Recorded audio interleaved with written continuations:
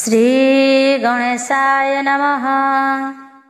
नारायणं नमस्कृत्यं नरं चैव नरोत्तमं देवीं सरस्वती व्यासं ततो जयामुदीरयेत्। मूकं करोति वाचालं पङ्गुलङ्घयते गिरिं जत्कृपातमहं वन्दे परमानंद माधवम्। भागवत महापुराण सप्तम स्कंध तृतीय अध्याय। चैनल जदि नुआ अछंती चैनल को सब्सक्राइब करी बेल आइकन को निश्चय दबाई देबे। सकाळ 6टा रु 7टा पर्यंत भागवत शुणिबा को निश्चय चेष्टा करिवे। आज आसंत शुणिबा तृतीय अध्याय। हिरण्यकशिपुर तप बळे जगत पाए ताप, देखि विधाता देले बर एहि चरित तृतीयर। नारद वाच शुण पांडव चूड़ामणि, हिरण्यकशिपु कहाणी। अनुज मरणर तपे मन निश्चल कला तपे, अजय अमर शरीर पाई साधि विवेद वर। गृह उपेक्षित तप अर्थे मिलिला मंदर पर्वते। बसी पर्वत गुहा मध्ये तपस्या कला जोग साध्ये। होइबे त्रिभुवने राजा सर्वे करिबे मते पूजा। एमंत कल्पे तार मने रिपुन थिबे त्रिभुवने। ऊर्ध्वे सेवेनी कर तोली गगने चाहिला निरोली। पाद अंगुष्ठे मोहि चापी देह रहिला शून्य व्यापी। पिंगल जटा शिरे साजे प्रलय रवि प्राय तेजे। ताहार घोर तप चाही स्वर्ग मिलिले देवे जाई। सते बरस देव मते तपे रहिला दृढ़ चित्ते। क्षुधा पिपासा कला दूर केवल पवन आहार। तार मूर्धनि मध्य गत सधुम अनल संभूत। तापिला अध ऊर्ध्वे व्यापी देखि भुवन लोके कंपी। नदी समुद्र दिग भूई कंपिले महाभय पाई। गगन ग्रह तारा त्रासे भय खसिले 10 दिशे। देवे कंपिले ताहा देखी सभये भुवन उपेक्षी। विचार करी एके एके सर्वे मिलिले ब्रह्मलोके। ब्रह्मचरणे प्रणमिले अनेक मते स्तुति कले। देवाउच हे धाता जगत ईश्वर आम्भे जे शरण तोहर। दैतेन्द्र तप तेज चाही भुवने न पारिलु रही। भय अइलु तुम्भपुर आम्भଙ୍କୁ रख वेद वर। तोर संचित सर्वलोक आम्भଙ୍କୁ महाभय रख। जेमंते लोक नाश न हे तेमंत कर तू पाए। असुर तप तोर ध्याने किबा संकल्प तार मने। से महे तोते अगोचर आम्भे जे तोहर किंकर। तथापि तोर पाद गते कहिलु महाभय चित्ते। तुम्भे जे घोर तप करी ପୂର୍ବେ ତ ଶିଲ ନରହରି ତେଣୁ ଏ ବ୍ରହ୍ମ ଲୋକେ ସ୍ଥିତି ପ୍ରଜା ଭିଆଣେ ପ୍ରଜାପତି ସେ ବଳବନ୍ତ ଯୋଗ ବଳେ ଯୋଗ ସମ୍ପାଦି ସୁନିଶ୍ଚଳେ ଅନେକ ଜନ୍ମେ ସାଧି ତପ ସାଧ୍ୟ କରିବ ସର୍ବଲୋକ ଏତେ ବିଚାରେ ସତ୍ୟ ଲୋକେ ବସିବ ତପେ ଆତ୍ମ ସୁଖେ ବ୍ରହ୍ମାଣ୍ଡ ସର୍ଜିବାର ଅର୍ଥେ ଶ୍ରେୟ ବିଭୂତି କ୍ଷେମ ଜୁତେ ଏମନ୍ତ ତାହାର ବିଚାର କହିଲୁ ଯାହା ଇଚ୍ଛା କର ଏମନ୍ତ ଦେବ ବାକ୍ୟ ଶୁଣି ସଙ୍ଗତେ ଭୃଗୁ ଦକ୍ଷ ଘେନି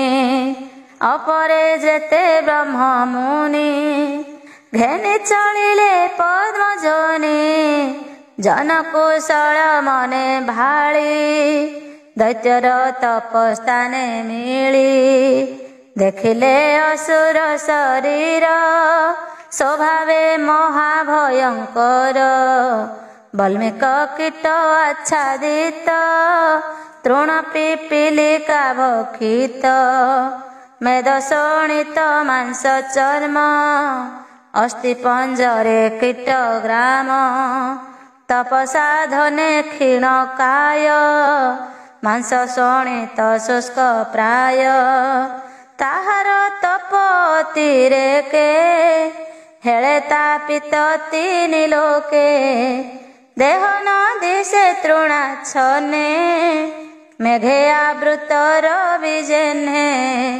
ଏମନ୍ତ ଅସୁରର ଗତି ଦେଖି ବିସ୍ମିତ ପ୍ରଜାପତି ଆରୋହି ନିଜ ହଂସ ଯାନ କହନ୍ତି କୋମଳ ବଚନ ବ୍ରହ୍ମାୱାଚ ଉଠ ହେ କଶ୍ୟପ କୁମାର ହୋଇଛି ତପସିଦ୍ଧି ତୋର ତପେ ତୋହର କଷ୍ଟ ଦେଖି ଅଇଲୁ ଭୁବନ ଉପେକ୍ଷୀ ତୋହର ବରଦାତା ମୁହିଁ ବାଞ୍ଛିତ ବର ମାଗ ତୁହି ତପେ ତ ପରି ସ୍ଥିର ମତି କେଅବା ଭୁବନେ ଅଛନ୍ତି ଅଦ୍ଭୁତ ଦେଖିଲି ମୁଁ ତୋତେ ତୋ ସମ ନାହାନ୍ତି ଜଗତେ ମାଂସ ଭକ୍ଷିତ କୀଟ ଯୁଥେ ପ୍ରାଣ ଛଇ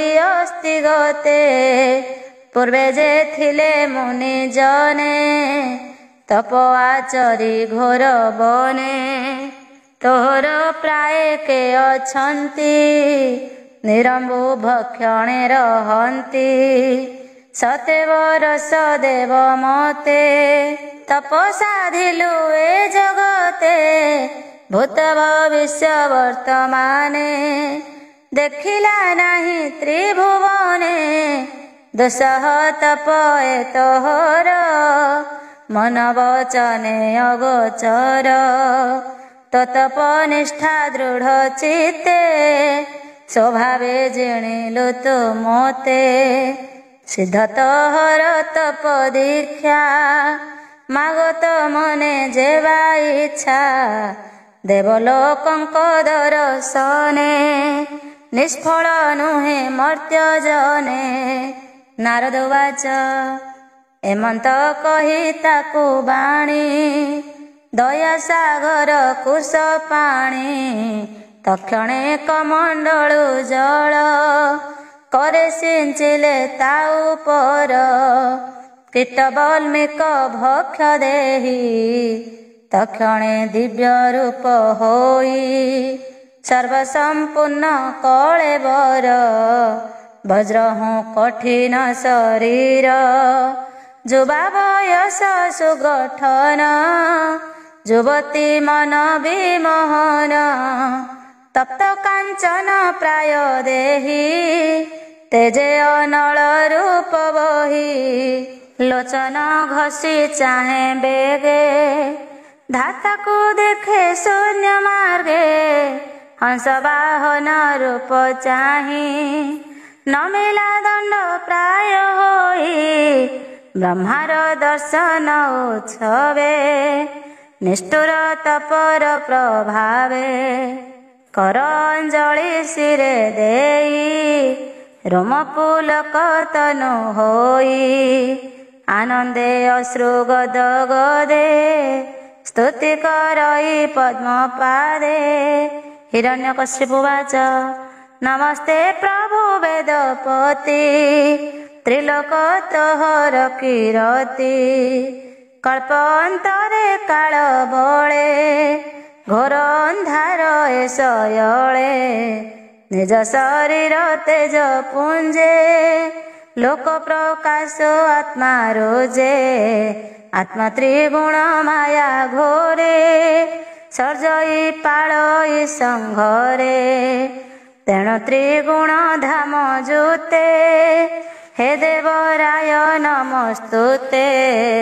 ଜ୍ଞାନ ବିଜ୍ଞାନ ଆଦି ବୀଜ ନମସ୍ତେ ପ୍ରଭୁ ଦେବରାଜ ପ୍ରାଣ ଇନ୍ଦ୍ରିୟ ମନ ବୁଦ୍ଧି ବିକାରେ ବ୍ୟକ୍ତ ଯେ ପ୍ରସିଦ୍ଧି ଜଗତ କଲ୍ୟାଣ ସ୍ୱରୂପୀ ଜୀବକୁ ପ୍ରାଣ ବଳେ ବ୍ୟାପୀ ପ୍ରଜାପତିଙ୍କ ପତି ହୋଇ ଇନ୍ଦ୍ରିୟ ଇନ୍ଦ୍ରିୟର୍ଥେ ବହି ତୁ ମହାଭୂତ ଗୁଣାଶ୍ରୟ ସକଳ ଶ୍ରୁତି ସ୍ମୃତିମୟ ତୁ ଦେବ ସପ୍ତ ତନ୍ତୁ ହେତୁ ଚତୁର ହୋତ୍ର ମୂଳ ତତୁ ଆତ୍ମାର ଆତ୍ମା ତୁ ଅନାଦି ଅନନ୍ତ ପ୍ରମେୟ ଆଦି ତୁ ନାଥ ନିମିଷ କାଳ ହରୁ ପ୍ରାଣୀଙ୍କ ଆୟୁର୍ବଳ ନିମିଷ ଆଦି ରୂପ ତୋର ତେଣୁ ପ୍ରାଣୀଙ୍କ ଆୟୁ ହର ତୋର ସର୍ଜିତ ଏ ଜଗତ ତୁ କୁଟ ଆତ୍ମା ରୂପେ ସ୍ଥିତ ତୁ ପରମେଷ୍ଠି ପିତାମହ ଜୀବଲୋକର ଜୀବ ଦେହ ତୋ ବିନୁ ଅନ୍ୟ କେ ଜଗତେ ପର ପର ଅଛନ୍ତି ଯେତେ ସଂସାରେ ବିଦ୍ୟା କଳା ଯେତେ ତୋର ଶରୀର ଏ ନିୟତେ ବ୍ରହ୍ମାଣ୍ଡ ତୋର ଗର୍ଭଗତ ତୁ ଦେବ ତିନି ପୁରନାଥ ଜଗତ ରୂପ ତୋର ଦେହି ମନ ଇନ୍ଦ୍ରିୟ ଗୁଣ ଗ୍ରାହୀ ଏହାଙ୍କ ଭୋଗ କରୁ ପୁଣ ପରମ ପଦେ ତୋର ସ୍ଥାନ ଅବ୍ୟକ୍ତ ଆତ୍ମା ତୁ ନିର୍ଗୁଣ ତୁ ନାଥ ପୁରୁଷ ପୁରାଣ ଅନନ୍ତ ବ୍ୟକ୍ତ ଶରୀର ତୁ ନାଥ ବ୍ରହ୍ମାଣ୍ଡ ଭିତର ଚିତ ଚିତ ଶକ୍ତି ଯୁତ ନମସ୍ତେ ପ୍ରଭୁ ଭଗବନ୍ତ ଯେବେ ତୁ ବର ଦେବୁ ମୋତେ ଶୁଣ କହିବି ତ ଗ୍ରତେ ତୋର ସର୍ଜନା ଜନ୍ତୁ ଯେତେ ରୂପେ ଅରୂପେ ଛନ୍ତି ଯେତେ ତାହାଙ୍କ ହସ୍ତେ ନ ମରିବି ଅଜରା ମୋର ହୋଇଥିବି ବ୍ରହ୍ମାଣ୍ଡ ଅନ୍ତର ବାହାରେ ରଜନୀ କିବା ଦିବସରେ ନାନା ଆୟୁଧ ଛନ୍ତି ଯେତେ କେବେ ହେନ କାଟିବେ ମୋତେ ପଶୁ ଅଥବା ନର ହସ୍ତେ ଭୂମି ଅଥବା ଶୂନ୍ୟ ପଥେ ଜୀବ ଜୀବେ ନ ମରିବି ନିତ୍ୟ ନିର୍ଭୟେ ମୁଁ ବଞ୍ଚିବି ସୁର ସୁର ସର୍ପାଘାତେ ବିଯୋଗ ନ କରିବେ ମୋତେ ସମରେ ମୋର ତୁଲେ ବଳେ କେହି ନହିବେ ଶୟଳେ ହୋଇବି ତ୍ରିଭୁବନ ରାଜା ସର୍ବେ କରିବେ ମୋତେ ପୂଜା ଦିଗପାଳଙ୍କ ମଧ୍ୟ ଗତେ ତୋହର ମହିମା ଯେ ମନ୍ତେ ମତପ ମହିମା ପ୍ରଭାବ କେବେ ହେଁ ବିନାଶ ନହିବ ଏମନ୍ତେ ବ୍ରହ୍ମାର ସମ୍ମୁଖେ ବର ମାଗିଲା ଆତ୍ମ ସୁଖେ କର ଅଞ୍ଜଳି ଶିରେ ଦେଇ ब्रह्मार श्रीमुख को चाहे भणई दास जगन्नाथ। सप्तम स्कंधे भागवत नारद युधिष्ठिर वाणी शुणे संसार उतर प्राणी।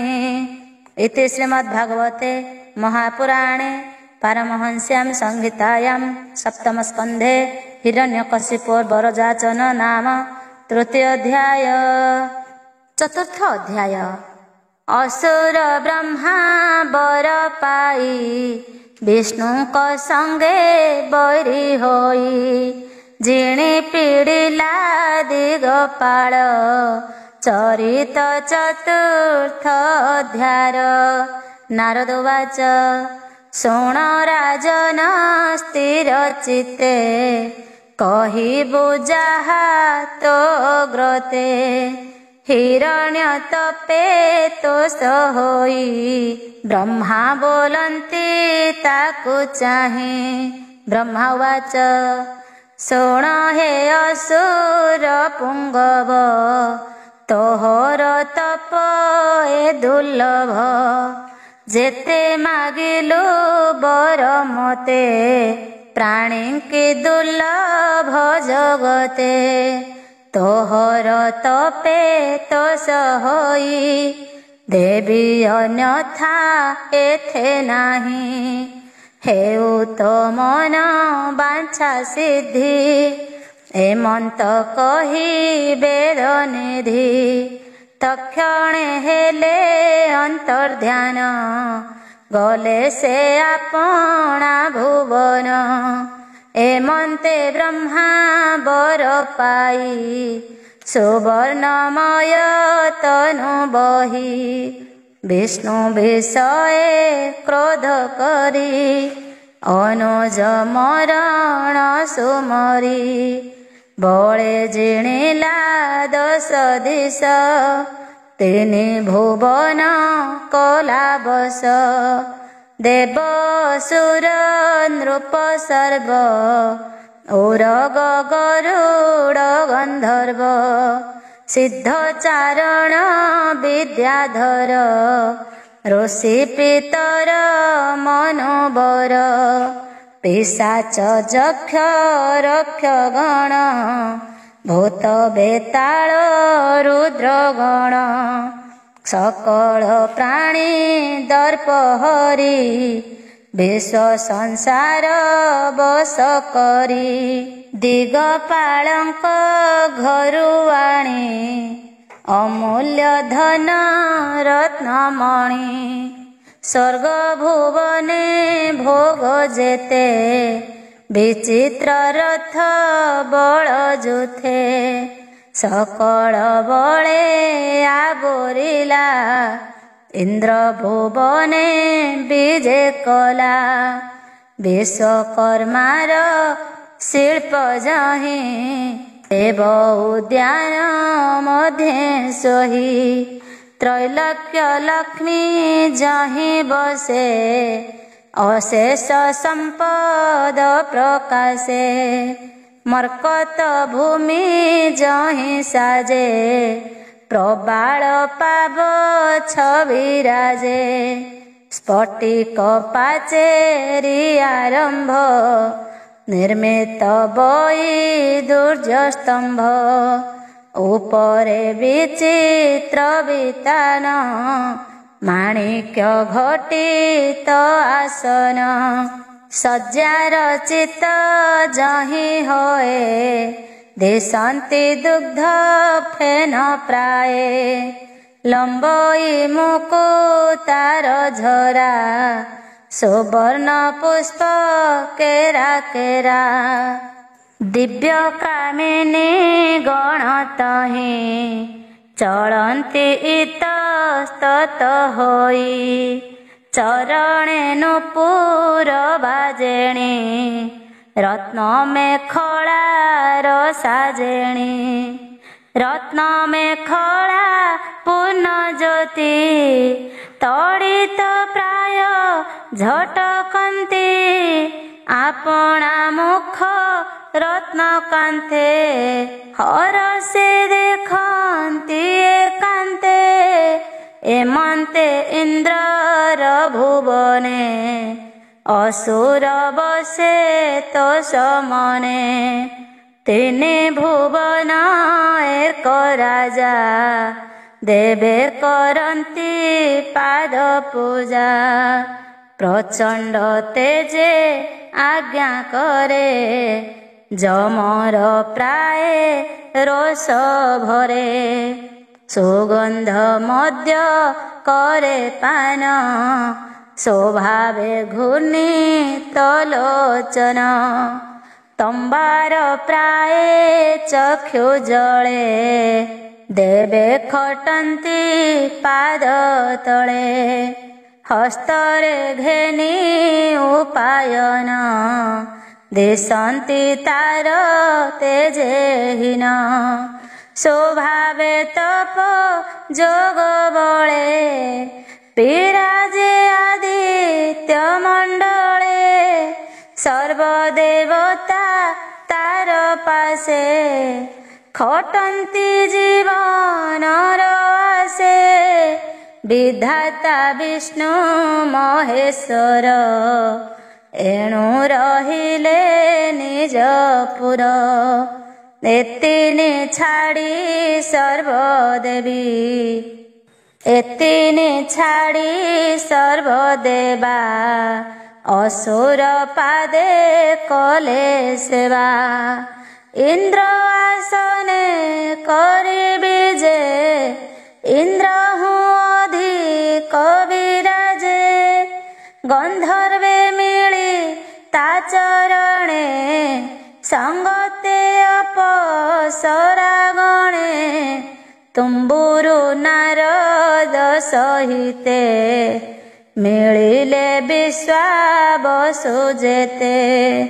ଖଟିଲେ ସିଦ୍ଧ ଋଷି ଗଣେ ସଭଏ ଅସୁର ଚରଣେ।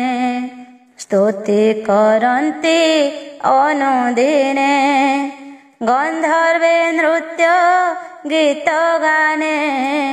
ବ୍ରାହ୍ମଣ ଆଦି ଚାରି ବର୍ଣ୍ଣେ ଅପରେ ଯେ ଚାରି ଆଶ୍ରମେ। ପୂଜନ୍ତି ପିତୃଦେବ ଯଜ୍ଞେ ତାର ଚରଣେ ହବିର୍ଭାଗେ। ଶପଥ ଦୀପ ମହିତଳେ ବିନା କର୍ଷଣେ ଶସ୍ୟ ଫଳେ। ମଧୁ ସ୍ରବନ୍ତି ବୃକ୍ଷପନ୍ତି ଗାବେ କଳ୍ପିତ କ୍ଷୀର ଦିଅନ୍ତି। ଷଡ଼ ଋତୁଏ ଅନ୍ତରାଳେ ଶୁଭେ ଖଟନ୍ତି ଯେଝା କାଳେ। ସମୁଦ୍ରେ ରତ୍ନ ମାନ ଦିଅନ୍ତି ନଦୀଏ ଉର୍ମି ଉଛୁଳନ୍ତି। ଲବଣ ଇକ୍ଷୁ ସୁରାଘୃତ ଦଧି ଦୁଗ୍ଧ ଜଳେ ପୂରିତ। ପର୍ବତ ଦ୍ରୋଣୀଙ୍କର ଠାବେ ସକଳ ଋତୁ ପୁଷ୍ପ ଲଭେ। ଫୁଲ ଫଳରେ ଭୂମି ପୁରୀ ହୋଇଲା କାମ ଧେନୁସରି। ଦିଗପାଳଙ୍କ ଗୁଣ ଯେତେ ରହିଲେ ଅସୁର ଆୟତେ। ଏମନ୍ତେ ଦଶ ଦିଗ ଜିଣି ଶପଥ ଦୀପେ ନୃପମଣି। ସକଳ ଭୋଗ୍ୟ ଭୋଗ କଲା କେବେ ସନ୍ତୋଷ ନହିଲା। ବିଶେଷ ତପ ଗର୍ବ ମୋହ ସ୍ୱଭାବେ ଅଜିତ ଇନ୍ଦ୍ରିୟ। ଅଜିତ ଇନ୍ଦ୍ରିୟ ସନ୍ତୋଷେ ମନ ବାରଣ ନରଙ୍କୁଶେ। ଅତୁଷ୍ଟ ଇନ୍ଦ୍ରିୟର ବଳେ ଘୃତେ ଅନଳ ଯେନେ ଜଳେ। ଐଶ୍ୱର୍ଯ୍ୟ ମଦେ ମତ ହୋଇ ଈଶ୍ୱର ବାକ୍ୟ ନ ମାନଇ। ଏ ଅନ୍ତେ ବହୁ କାଳ ଗଲା, ସନକ ସାପ ପ୍ରବେଶିଲା। ତାହାର ଉପଦ୍ରବ ଦେଖି ତ୍ରିଦଶେ ଭୁବନ ଉପେକ୍ଷି, ଅନ୍ୟତ୍ର ଶରଣ ନ ପାଇ ସକଳେ କରୁଣ୍ଡ ହୋଇ, ଭାଳନ୍ତି ଚଉଦିଗେ ଚାହିଁ, କାହିଁ ଲୁଚିବୁ ଆମ୍ଭେ ଯାଇ। ଯେ ଦିଗେ ଛନ୍ତି ଚକ୍ରଧର, ତହିଁ କି କଲେ ନମସ୍କାର। ନିର୍ମଳ ଯୋଗୀ ଜନେ ଯହିଁ, ଗଲେ ପୁନରାବୃତ୍ତି ନାହିଁ। ଏମନ୍ତେ ଏକ ମନେ ଭାଳି, କ୍ଷୀର ସମୁଦ୍ର ତୀରେ ମିଳି। ଉନିଦ୍ର ପବନ ଭୋଜନ, ଡାକନ୍ତି ରଖ ଭଗବାନ। ଅନେକ ମତେ କରି ସ୍ତୁତି, ଜଳଧି ପୁଲିନେ ଭ୍ରମନ୍ତି। ମସ୍ତକେ ଦେଇ ବେନି କର, ଡାକନ୍ତି ରଖ ଚକ୍ରଧର। ମହାମହିମ ଭଗବାନ, ପରମ ଆତ୍ମା ନିରଞ୍ଜନ। ବିଶୁଦ୍ଧ ଆନନ୍ଦ ସମୂହ, ନମସ୍ତେ ପ୍ରଭୁ ଦିବ୍ୟ ଦେହ। ଏମନ୍ତ ଦେବ ସ୍ତୁତି ଶୁଣି, ଶୋଭିଲା ଅନ୍ତରିକ୍ଷ ବାଣୀ। ମେଘ ଗମ୍ଭୀର ପ୍ରାୟ ସ୍ଫୁରେ, ସାଧୁ ଜନଙ୍କ ଦୁଃଖ ହରେ। ଭୟନକର ଦେବଗଣ, ତୁମ୍ଭର ହୋଇବ କଲ୍ୟାଣ। ମୋହର ଦର୍ଶନ ଲାଭ, ଅଶେଷ ସମ୍ପଦ ସମ୍ଭବ। ପାପୀ ଅସୁର ଦୁଷ୍ଟପଣେ, ଭୟେ କମ୍ପିଲେ ଦେବଗଣେ। ଏ ଭୟ କରିବି ମୁଁ ଶାନ୍ତି, ତୁମ୍ଭେ ନ କର ମନେ ଭ୍ରାନ୍ତି। ଅଳପ କାଳ ଦୁଃଖ ସହ, ନାସିବି ତୁମ୍ଭର ସନ୍ଦେହ। ବେଦ ବଚନ ପୁରାତନ, ଭୋ ଦେବ ସାବଧାନେ ଶୁଣ। ଯେ ବେଦ ଦେବ କୁ ନିନ୍ଦଇ, ଗୋରୁ ବ୍ରାହ୍ମଣ ବିନାଶଇ। ସାଧୁ ଜନଙ୍କୁ ଦୁଷ୍ଟପଣେ, ଯେବେ ହିଂସଇ ଅକାରଣେ। ନିର୍ଦୋଷ ପ୍ରାଣୀଙ୍କର ମନେ, କ୍ଲେଶ ସମ୍ପାଦେ ଅନୁକ୍ଷଣେ। ମୋତେ କରିବ ରିପୁ ଭାବ, ତେବେ ସେ ବେଗ ନାଶ ଯିବ। ଏବେ ଏହାର ନିଜ ସୁତ, ହୋଇବ ଗୋବିନ୍ଦ ଭକତ। ସମଦରସି ସାଧୁ ଧୀର, ପ୍ରହ୍ଲାଦ ନାମ ତାହାର। ତାହାଙ୍କୁ ଅସୁର ଲଙ୍ଘିବ, କୋପେ ଅନେକ ଦୁଃଖ ଦେବ। ତାହାକୁ ସଙ୍କଟୁ ରଖିବି, ବ୍ରହ୍ମାର ବର ବିନାଶିବି। ଉଶ୍ୱାସ କରି ମୋହି ଭାର, ଦୁଃଖ ବିନାଶିବି ତୁମ୍ଭର। ନାରଦ ବାଚ, ଏମନ୍ତେ ବିଷ୍ଣୁ ବାକ୍ୟ ଶୁଣି, ଦେବେ ନ ମିଳେ ଚକ୍ରପାଣି। ଗୋବିନ୍ଦ ବଚନେ ବିଶ୍ୱାସ, ଜାଣିଲେ ନିଶ୍ଚେ ଜୀବନାଶ। ବିଷ୍ଣୁଙ୍କ ପାଦ ପଦ୍ମେ ନମି, ଦେବେ ଚଳିଲେ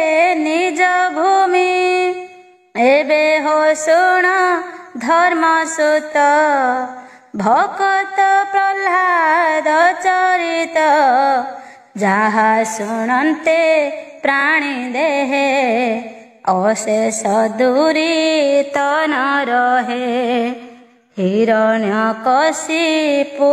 ପୁରେ ତାହାର ପତ୍ନୀର ଉଦରେ ଜନ୍ମ ଲଭିଲେ ଚାରି ସୁତ ତେଜେ ବିରାଜେ କି ଆଦିତ୍ୟ ସେ ପ୍ରହ୍ଲାଦ ତାର ମଧ୍ୟେ କୃଷ୍ଣଙ୍କୁ ଭଜଇୟ ଭେଦେ ଗୁଣେ କି ଦେବା ପଟାନ୍ତର କୃଷ୍ଣ ଭକତ ମଧ୍ୟେ ବର ସତ୍ୟ ସମ୍ପନ୍ନ ଶୀଳ ଗୁଣେ ସେବଇ ବିପ୍ରଙ୍କ ଚରଣେ ସର୍ବଭୂତେଷୁ ହୃଦ ପ୍ରିୟ ସ୍ୱଭାବେ ବିଜିତ ଇନ୍ଦ୍ରିୟ ସନ୍ଥ ଚରଣେ ଦାସ ପ୍ରାୟେ ଦୁଃଖୀଙ୍କି ସେବେ ପିତୃସ୍ନେହେ ସମାନେ ଭଜେ ଭ୍ରାତୃଭାବେ ଗୁରୁଙ୍କୁ ଈଶ୍ୱର ସ୍ୱଭାବେ ବିଦ୍ୟାର୍ଥ ରୂପ ଜନ୍ମସାର ସ୍ୱଭାବେ ଗର୍ବ ନାହିଁ ତାର ଦୁଃଖେ ଦୁଃଖିତ ଚିତ୍ତ ନହେ ଜ୍ଞାନ ଗୋଚରେ ସର୍ବସହେ ବିପଦେ ଧୀର ଭାବ ବହି ସମସ୍ତ ନଶ୍ୱର ଭାବଇ ଇନ୍ଦ୍ରିୟ ବୁଦ୍ଧି ଜୟ କରି ଶାନ୍ତ ଭାବରେ ଦେହ ଧରି ନିଶ୍ଚଳ ଦୃଷ୍ଟ ଶ୍ରୁତ ଗୁଣେ ବସ୍ତୁ ଅବସ୍ତୁ ପରିମାଣେ ଦୁଃଖୀ ବାଳକ ପ୍ରାୟ ରହେ ସ୍ୱଭାବେ ତପ କ୍ଲେଶ ସହେ ପ୍ରଶାନ୍ତ ଚିତ୍ତ ନିତ୍ୟ ବହେ ମଦ ମତ୍ସର ନାହିଁ ଦେହେ ଅସୁର ହେଲେ ପ୍ରତ୍ୟକ୍ଷେ ଅସୁର ଭାବକୁ ନ ରଖେ ତାହାର ମହାଗୁଣ ମାନ ମୁନି କହନ୍ତି ପୁଣ ପୁଣ ଏବେ ଅଲକ୍ଷିତ ନହେ ତା ନିଷ୍ଠା ଗୋବିନ୍ଦ ବିଷये ସୁର ସଭାରେ ଯାର କଥା ନିତ୍ୟ ଗାବନ୍ତି ସାଧୁ ଗାଥା ଶତ୍ରୁଙ୍କୁ ମିତ୍ର ପ୍ରାୟ ଦିଶେ ଯାର ମହିମା ବିଷ୍ଣୁ ଅଂଶେ ତାହାଙ୍କୁ ସାଧୁ ସଭା ମଧ୍ୟେ ପ୍ରଶଂସା କରନ୍ତି ଆନନ୍ଦେ ଯାର ମହିମା ମୁନି ଗଣେ ଗୁଣନ୍ତି ଅସଂଖ୍ୟ ପ୍ରମାଣେ ସ୍ୱଭାବେ ତାର ଶୁଦ୍ଧମତି ହରି ଚରଣେ ନିତ୍ୟରତି ବାଳକ ମେଳେ କ୍ରୀଡ଼ା କରେ କ୍ରୀଡ଼ା କନ୍ଦୁକ ନ ସୁମରେ ଜଡ଼ର ପ୍ରାୟ ହୋଇ ଖେଳେ ଚିତ୍ତ ଗୋବିନ୍ଦ ପାଦ ତଳେ ନଥାଇ ଜ୍ଞାନ ନିଜ ଦେହେ ଗୃହୀତ କୃଷ୍ଣ ଗ୍ରହ ପ୍ରାୟ ମନ ତା ଗୋବିନ୍ଦ ଚରଣେ ସଂସାର କଥା ସେ ନ ଜାଣେ ଆସନ ଶୟନ ଭୋଜନେ ଭ୍ରମଣେ ବାକ୍ୟ ଆଳାପନେ ଗୋବିନ୍ଦ ପାଦେ ଚିତ୍ତ ଦେଇ ବିଷୟର ସେ ମନ ନାହିଁ କୃଷ୍ଣ ଚରଣ ଚିନ୍ତା ବଳେ କିଏ ବା ବୋଲେ କିବା କରେ ଉଚ୍ଚେ ଉତ୍କଟ ନାଦ କରେ ନିର୍ଲଜ ପ୍ରାୟ ନୃତ୍ୟ କରେ। କାନ୍ଦେ ହସଇ ଉଚ୍ଚନାଦେ କୃଷ୍ଣ ଗାୟନେ ସେ ଆନନ୍ଦେ। ନିର୍ମଳ ଭକ୍ତି ଭାବ ଭରେ କୃଷ୍ଣର ଚେଷ୍ଟା ନିତ୍ୟ କରେ। କୃଷ୍ଣ ଚରଣେ ଭାବେ ମଜି ପୁଲକ କରେ ରୋମରାଜି। ଆନନ୍ଦେ ଅଶ୍ରୁ ଜଳ ସ୍ଫୁରେ ନିରତେ ବହେ ଚକ୍ଷୁ ଦ୍ୱାରେ। କୃଷ୍ଣ ଚରଣ ସେବା ଭୋଳେ ରମଣୀୟ କିଞ୍ଚନ ମେଳେ। ନିବୃତ୍ତି ଆତ୍ମା ଅନୁକ୍ଷଣେ ବିଷୟ ସଙ୍ଗ ଦୁଃଖ ମଣେ। ଏମନ୍ତେ ପୁତ୍ରର ବିଷଏ ହିରଣ୍ୟକଶିପୁ ନ ସହେ। ଯାତନା କରେ ଅତିରେକେ କେ ସହିପାରେ ନର ଲୋକେ। ଯୁଧିଷ୍ଠିର ଉବାଚ ହେ ଦେବ ଋଷି ସତ୍ୟବ୍ରତ ତୁମ୍ଭେ ତ କହିଲ ଅଦ୍ଭୁତ। ନିଜ ପୁତ୍ରକୁ ପିତା କେବେ ଦଣ୍ଡଇ ଅତି ରିପୁ ଭାବେ। ସେ ଶୁଦ୍ଧ ଚେତା ପ୍ରହ୍ଲାଦେ କିମ୍ପା ଚରିଲା ପ୍ରମାଦେ। କୁପୁତ୍ର ପଣ ଯେ କରନ୍ତି ପିତାକୁ ରିପୁ ପ୍ରାୟ ଚିନ୍ତି। ପୁତ୍ର କୁଶଳେ ଶିକ୍ଷା ଅର୍ଥେ ପିତା ଚିନ୍ତଇ ଦିବା ରାତ୍ରେ। ନିଜ ପୁତ୍ରକୁ ପିତା କେବେ ନ ଦଣ୍ଡେ ଅପର ସ୍ୱଭାବେ। ସେ ପୁତ୍ର ପିତା ଅନୁଚର ସ୍ୱଭାବେ ଶୁଦ୍ଧ ସାଧୁ ଧୀର। ଏହାକୁ କିମ୍ପା ଦୁଃଖ ଦେଲା ମୋତେ ତ ସନ୍ଦେହ ଲାଗିଲା। ଯେ ପିତା ପୁତ୍ରେ ଦିଏ ଦୁଃଖ ସେ କଥା ମରଣ ଅଧିକ। ଏଣୁ ଦୁଃଖିତ ମୋର ମନ କହ ହେ ବ୍ରହ୍ମାଙ୍କ ନନ୍ଦନ। ଏମନ୍ତେ ଧର୍ମ ସୁତ ବାଣୀ ନାରଦ ସଭା ମଧ୍ୟେ ଶୁଣି। କୃଷ୍ଣ ଚରଣେ ଦେଇ ଚିତ୍ତ ସ୍ଫୁରିଲା କୃଷ୍ଣର ଚରିତ। ସେ ବ୍ରହ୍ମ ମୁନିର ଚରଣେ ସୁଜନେ ନମ ଅନୁକ୍ଷଣେ। ତୁମ୍ଭର ହିତେ ଭାଗବତ ଭାଷା ପ୍ରବନ୍ଧେ କଲି ଗୀତ। ସପ୍ତମ ସ୍କନ୍ଧେ ଏହି ତତ୍ତ୍ୱ କହିଲା ଦାସ ଜଗନ୍ନାଥ। ଇତି ଶ୍ରୀମଦ୍ଭାଗବତେ ମହାପୁରାଣେ ପାରମହଂସ୍ୟାଂ ସଂହିତାୟାଂ ସପ୍ତମ ସ୍କନ୍ଧେ ପ୍ରହ୍ଲାଦ ଚରିତେ ଚତୁର୍ଥ ଅଧ୍ୟାୟ। ପଞ୍ଚମ ଅଧ୍ୟାୟ। ପ୍ରହ୍ଲାଦ ଗୁରୁ ଶିକ୍ଷା ଛାଡ଼ି ବିଷ୍ଣୁ ସ୍ତୁତିରେ ମନ ବଢ଼ି। ପିତା ମରାନ୍ତେ ସେ ନ ମରେ ଏହି ଚରିତ ପଞ୍ଚମରେ। ନାରଦ ଉବାଚ ଅସୁର କୁଳେ ପୁରୋହିତ ସର୍ବଜ୍ଞ ଶୁକ୍ର ଭୃଗୁସୁତ।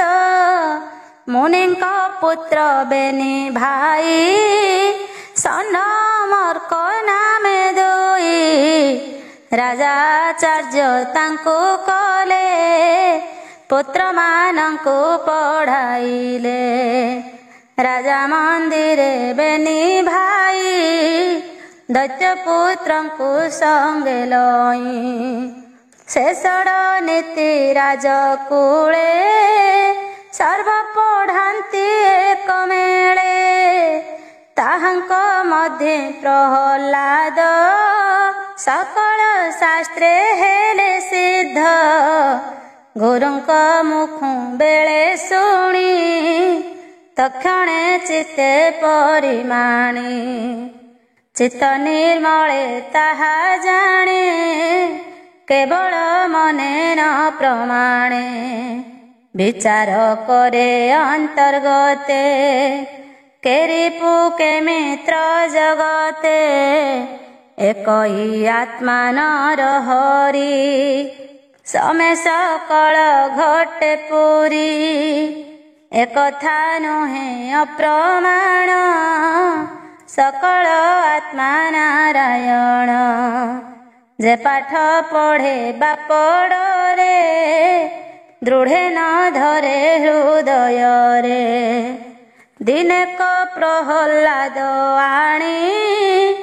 कोळे बसाई नृपमणि अनेक अलंकार देई सानंदे पुत्र को पुछई हे पुत्र शुण वाक्य मोर देशर नीति राजंकर तो ताहा गुरु मुखु शुणु सुदृढ़ चित्ते न प्रमाणु मु भले शुणिल हा कह तो साधु मणु जाहा जे राजनीति चित्ते धरे केवे हैं शत्रु को न डरे संग्रामे रिपु जय कले से राजा सुख भुंजे भले विद्या पढ़िलु एते काल भल कि मणु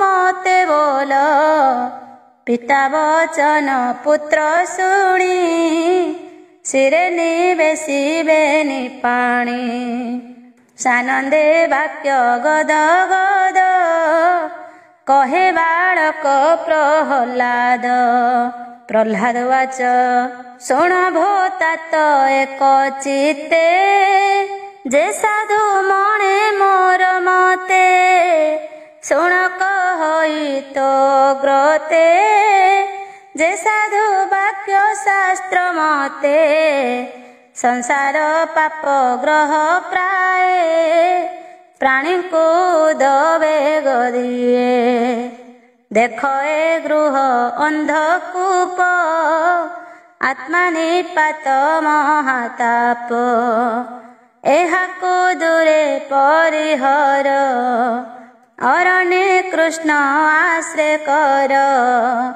साधु मणई एहा चित्ते सत्य कहिली तो ग्रते नारद वाच से राजा पुत्र वाक्य शुणी शत्रुर पक्ष प्राय मणि उच्चे हसिला अतिरेक बोलई पुत्र विवेक एपरी पर बुद्धि बळे नष्ट हुअन्ति सर्वकाले एहार बुद्धि के हरिला मोहर शत्रु को भजिला कोळु बालक तळे थोई बोले सेवक मुख चाही गुरु भुवने नेई दिया एकथा गुरु आगे कह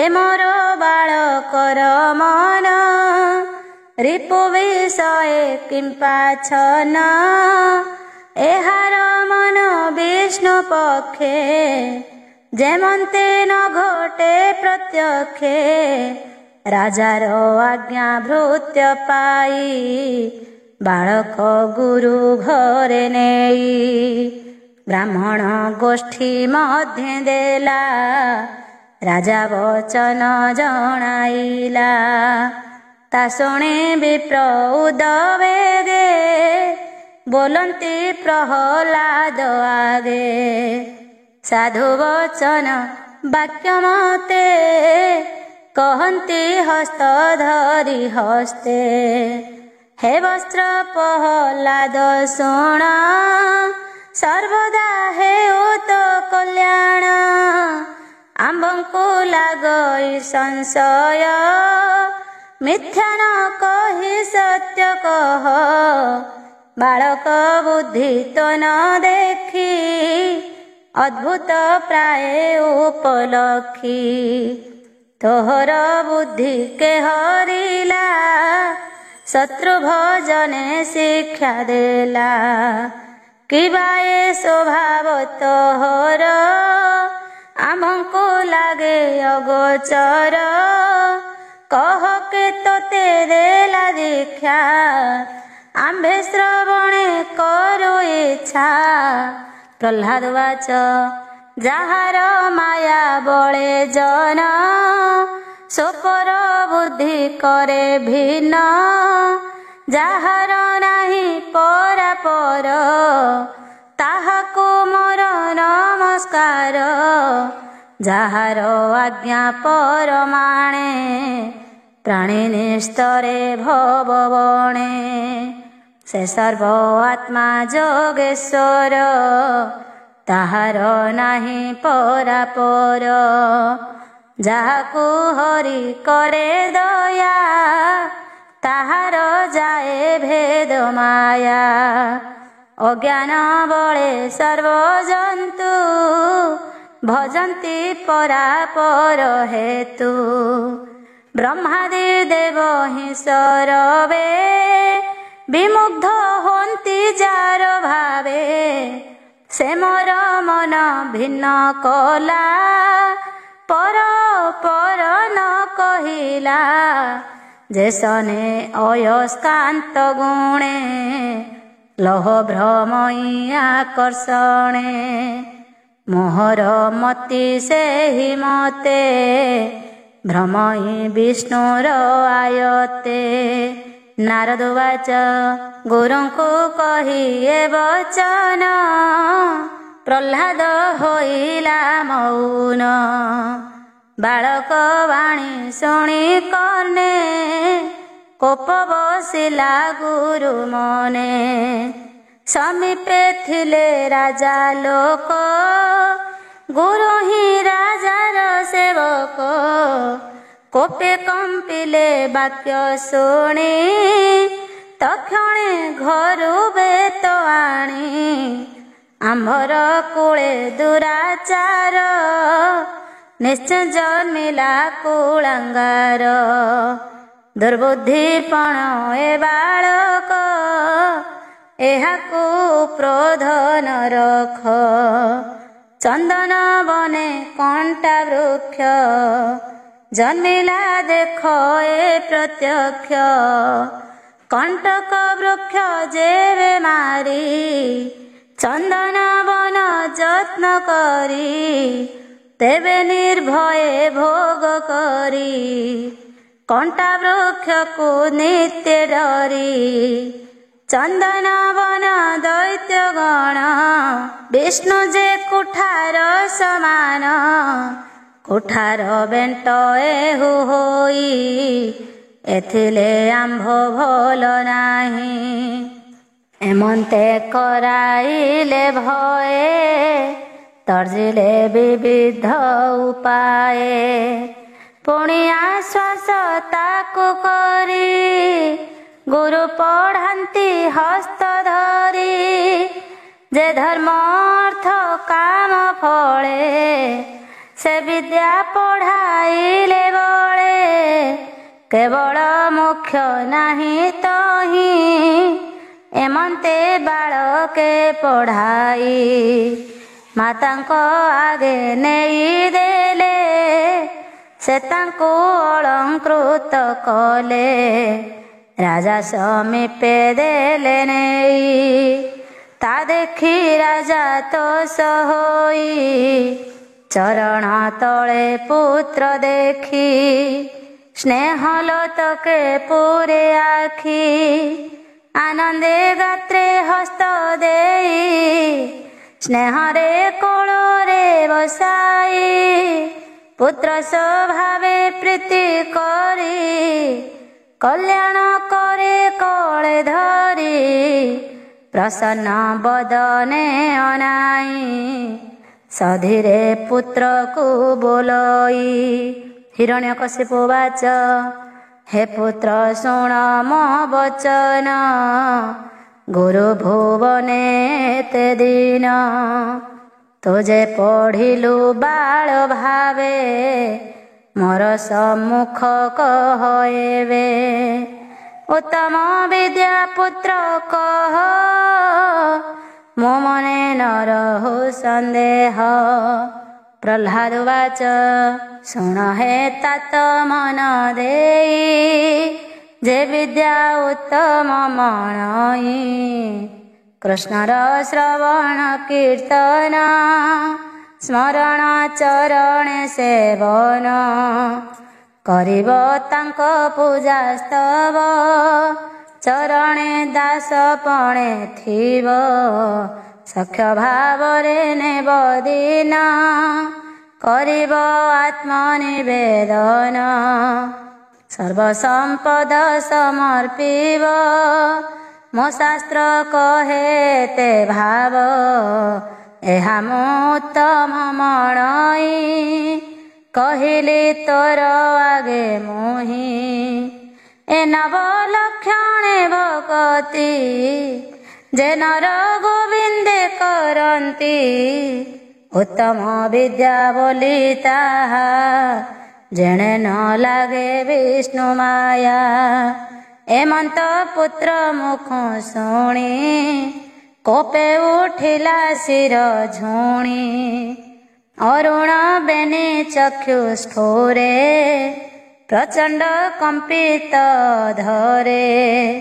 ଗୁରୁପୁତ୍ରର ମୁଖ ଚାହିଁ, ବୋଲଇ କୋପ ଭର ହୋଇ। ତୁ ବ୍ରହ୍ମ ବନ୍ଧୁ ଗୁରୁ ସୁତ, ଏତତ ହର ବିପରୀତ। ମୋର ବିପକ୍ଷ ସ୍ତୁତି ଯେତେ, ଏହା ଶିଖାଇଲୁ କେ ମନ୍ତେ। ଅସାର ବିଦ୍ୟା ଶିଖାଇଲୁ, ତୁ ତ ଅବଜ୍ଞା ମତେ କଲୁ। ଅସାଧୁ ଲୋକ ଏ ସଂସାରେ, ଅଛନ୍ତି କୈତବ ବ୍ୟବହାରେ।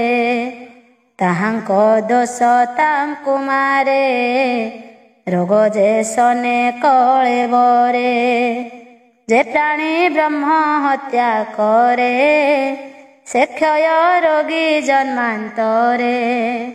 ଯେ ନିତ୍ୟ ମଦ୍ୟପାନ କରେ, ବିକଟ ଦନ୍ତ ତା ଅଧରେ।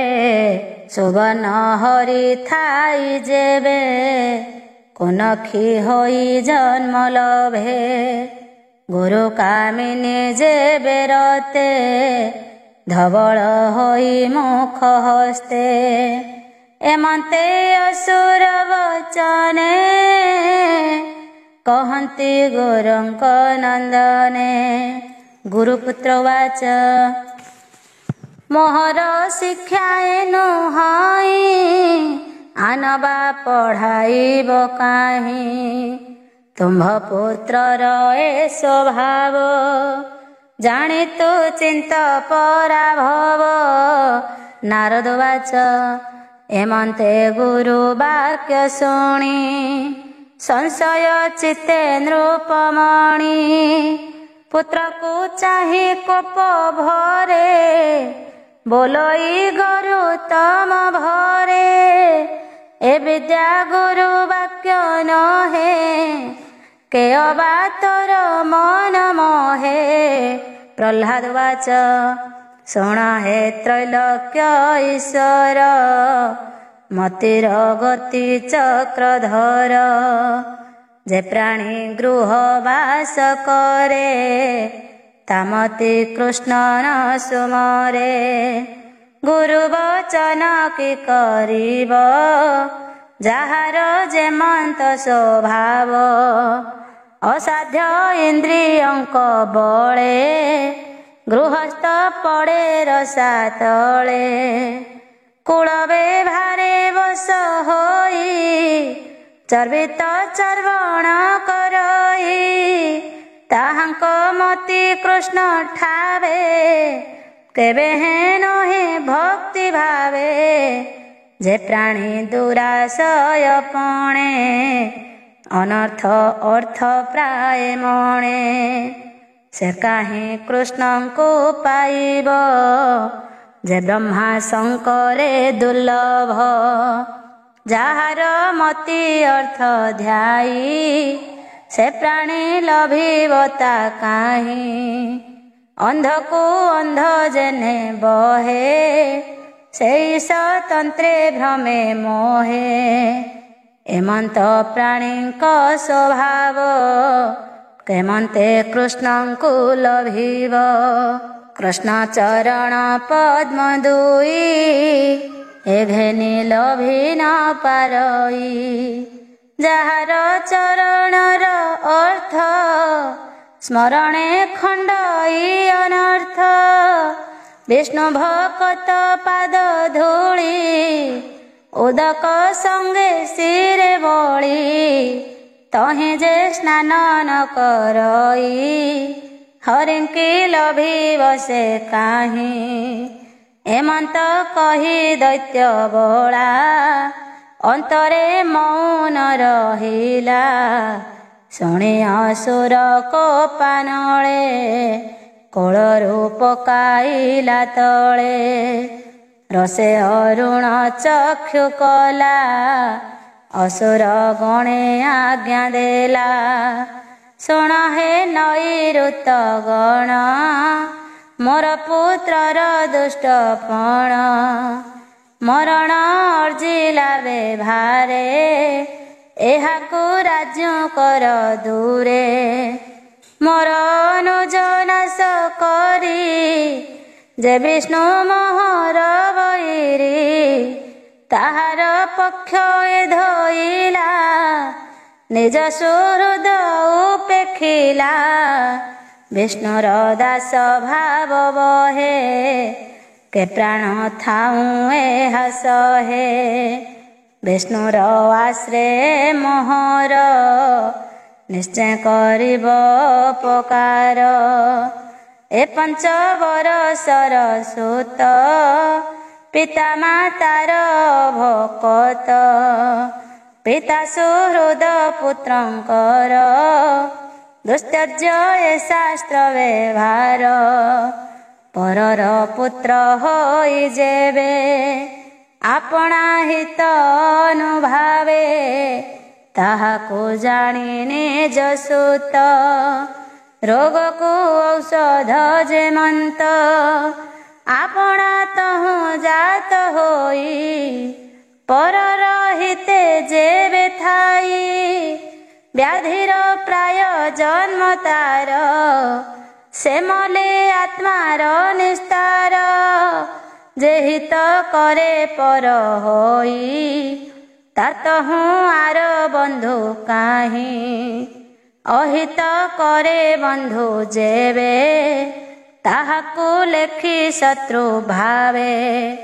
ଯେ ଅଙ୍ଗେ ସର୍ପ ଘାତ କରେ ସେ ଅଙ୍ଗ ଦୋଷେ ପ୍ରାଣୀ ମରେ। ସେ ଅଙ୍ଗ ଛେଦି ପକାଇଲେ ଦେହେ ଜୀବନ ରହେ ଭଲେ। ଦେହରୁ ବ୍ୟାଧି ଜନ୍ମ ହୋଇ ଆତ୍ମା ସହିତେ ସଂଘାରଇ। ଅରଣ୍ୟ ଔଷଧି ଆଣି ରୋଗ ସଙ୍କଟ ତରେ ପ୍ରାଣୀ। ପର ପର ଯେ ବିଚାର କେରୂପୁ କେବାପଣାର। ସୁହୃଦ ହୋଇ ଶତ୍ରୁପଣେ ଯେ ପାପ ଚିନ୍ତେ ଅନୁକ୍ଷଣେ। ନାନା ଉପାଏ ତାକୁ ମାରି ସେ ମଲେ ସୁଖେ ପ୍ରାଣ ଧରି।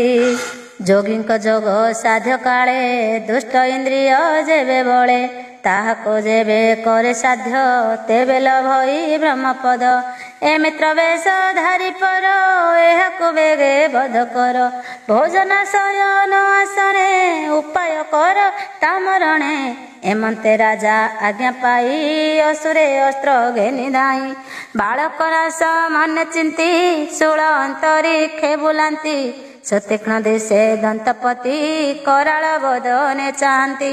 ତମ୍ଭାର ବର୍ଣ୍ଣ ପ୍ରାୟ ଦାଢ଼ି ଶିରେ କପିଳ ଜଟା ବେଢ଼ି ନାଚନ୍ତି ଭୈରବ ନାଦେ ଗଣନ୍ତି କିଳି କିଳା ନାଦେ ଶୂଳ ବୁଲାଇ ମହାଗରେ ପିଟିଲେ ବାଳକ ଉପରେ ତା ଦେଖି ଅସୁର କୁମାର ମନେ ଚିନ୍ତିଲା ଚକ୍ରଧର ଗୋବିନ୍ଦ ପାଦେ ଚିତ୍ତ ଦେଇ ବୋଲଇ ଅସୁରଙ୍କୁ ଚାହିଁ ତୁମ୍ଭର ଦେହେ ଯେବେ ହରି ଆତ୍ମା ସ୍ୱରୂପେ ଛନ୍ତି ପୁରୀ ସକଳ ଶସ୍ତ୍ରେ ହରି ଯେବେ ଅଛନ୍ତି ଘଟେ ଆତ୍ମା ଭାବେ ଏକଥା ସତ୍ୟ ଯେବେ ହୋଇ ଶସ୍ତ୍ର ନ କାଟୁ ମୋର ଦେହି ଶୁଣି ଅସୁର କୋପ ଭରେ ଅନେକ ଶସ୍ତ୍ର ପ୍ରହାରିଲେ ପ୍ରହ୍ଲାଦର ଦେହେ ବାଜି ସକଳ ଶସ୍ତ୍ରେ ଗଲେ ଭାଜି ଅପୁଣ୍ୟବନ୍ତ ପ୍ରାଣୀ ଦେହେ ଯେନେ ସୁକୃତ ଫଳ ନହେ ଅଦ୍ଭୁତ କର୍ମ ତାର ଦେଖି ତକ୍ଷଣେ ଆସନ ଉପେକ୍ଷି ଭିତରେ ପଶିଲା ଅସୁର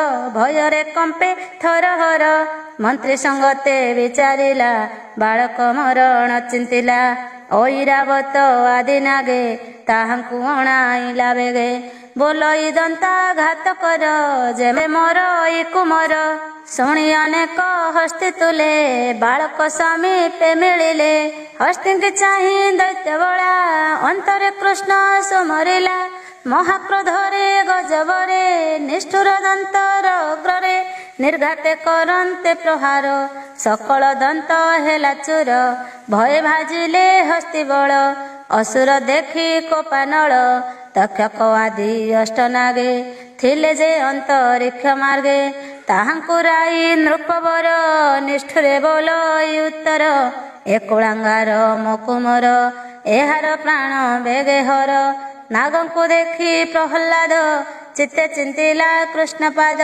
ତକ୍ଷଣେ କୋପେ ନାଗ ବଳେ ବାଳକ ଶରୀରେ ଦଂଶିରେ ମୁଖରୁ ଦନ୍ତ ଝଡ଼ିଗଲା ନାଗଙ୍କ ଫଣା ବଥାଇଲା ନାଗେ ପଳାଇ ଗଲେ ବେଗେ ଜୀବନ ଭୟେ ଦଶ ଦିଗେ ପୁଣି ସେ କୃତ୍ୟା ହୋମ କଲା ପର୍ବତ ଶିଖୁ କଚାଡ଼ିଲା ସମ୍ବର ହସ୍ତେ ମାୟା କଲା କେବେ ହେ ପ୍ରାଣ ତାନ ଗଲା ବନ୍ଧନ କରି ହସ୍ତପାଦ ମେଳିଲା ଅଗାଧ ସମୁଦ୍ର ଗରଳ ଦେଲା ଜଳପାନେ କେତେ ହେ ଦିନ ଅଭୋଜନେ ହିମ ପବନ ଅଗ୍ନି ଜଳେ ପର୍ବତେ ଚାପି କୋପାନଳେ ନାନା ପ୍ରକାରେ କଷ୍ଟ ଦେଲା କେବେ ହେ ବାଳକ ନ ମଲା ସ୍ୱଭାବେ ପାପ ତାର ନାହିଁ ଦଣ୍ଡ ବାଧିବ ତାକୁ କାହିଁ କେବେ ହେ ମାରି ନ ପାରିଲା ଚିନ୍ତା ସାଗରେ ନିମଜ୍ଜିଲା ଜାଗ୍ରତ ସ୍ୱପ୍ନ ପ୍ରାୟ ହୋଇ କେବେ ହେ ଶାନ୍ତି ନ ଭଜଇ ଦେଖ ଏ ବାଳକ ବିଷୟେ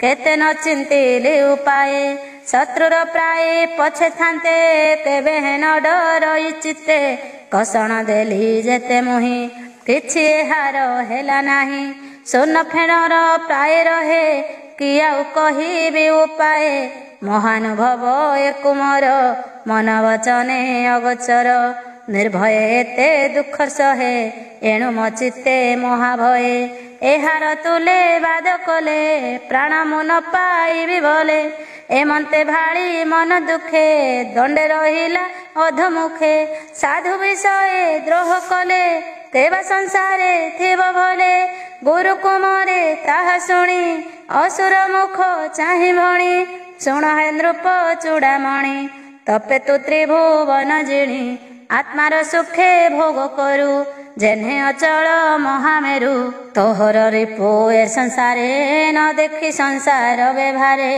ଏ ବାଳକ ମୋର ତୋହର ଏହାକୁ କିମ୍ପା ତୋର ଡର ବାଳକ ଗୁଣ ଦୋଷ ନାହିଁ ସଂଶୟ କରୁ କିମ୍ପା ତୁହି ଯେବେ ସଂଶୟ ତୋର ମନେ କହିବା ଶୁଣ ସାବଧାନେ ଏହାକୁ ବରୁଣର ପାଶେ ବନ୍ଧନ କର ତୁ ବିଶ୍ୱାସେ ନିକଟେ ରଖ ତୋ ଆୟତେ ଭୟ ଭାଜିବା ପରିଜନ୍ତେ ବାଳୁତ ଦଶାଏ ଛାଡ଼ିଲେ ସୁବୁଦ୍ଧି ପ୍ରକାଶିବ ଭଲେ ବ୍ରହ୍ମାର ପୁରୁ ଆମ୍ଭତାତ ତୋ ପାଶେ ନ ଆସେ ଯାବତ ତାବତ ଥାଉ ଏହି ମତେ ସଂଶୟ ନ କର ତୁ ଚିତ୍ତେ ଗୁରୁପୁତ୍ରଙ୍କ ବାକ୍ୟ ଶୁଣି ସନ୍ତୋଷେ କହେ ନୃପମଣି ଶୁଣ ହେ ଗୁରୁଙ୍କ କୁମର ଏବେ ମୋହର ବୋଲ କର ଗୃହସ୍ଥାଶ୍ରମ ଧର୍ମ ଯେତେ ସେ ରାଜଧର୍ମ ନୀତି ଯୁକ୍ତେ ତ୍ରିବର୍ଗ ଧର୍ମ ଅର୍ଥ କାମେ ଯେମନ୍ତେ ପଢ଼େ ଅନୁକ୍ରମେ ଏମନ୍ତେ ରାଜାର